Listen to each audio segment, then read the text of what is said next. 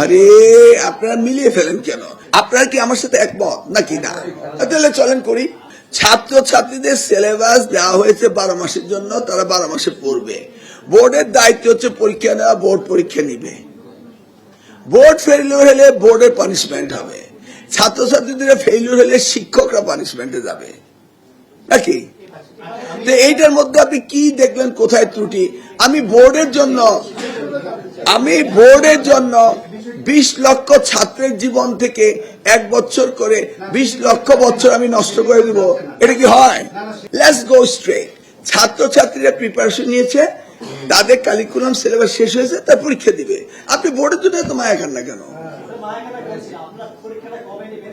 সেটা আমার ব্যাপার, লেট মি সি। আমি বলছি কোর্স শেষ, পরীক্ষা শেষ। আপনারা কি আমার সাথে একমত নাকি না? তাহলে চলেন করি। আমি তো বুঝলাম না আপনারা কি চান? জাতির বিবেক পরীক্ষাটা 1 বছর পরীক্ষা 1 বছর হোক, চান তো? আমিও চাই।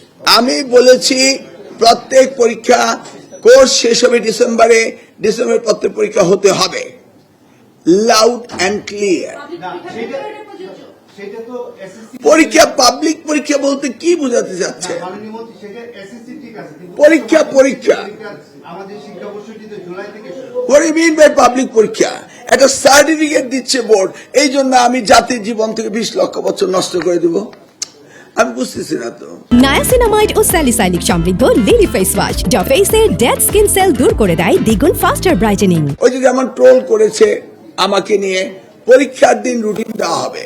কামরুজ্জামান রতন মাননীয় সংসদ সদস্য আমাকে এখন কল করেছেন এটুকার আগে, বলতেছে মিলন ভাই এটা কি বললেন যে পরীক্ষার দিন আপনি রুটিন দিবেন?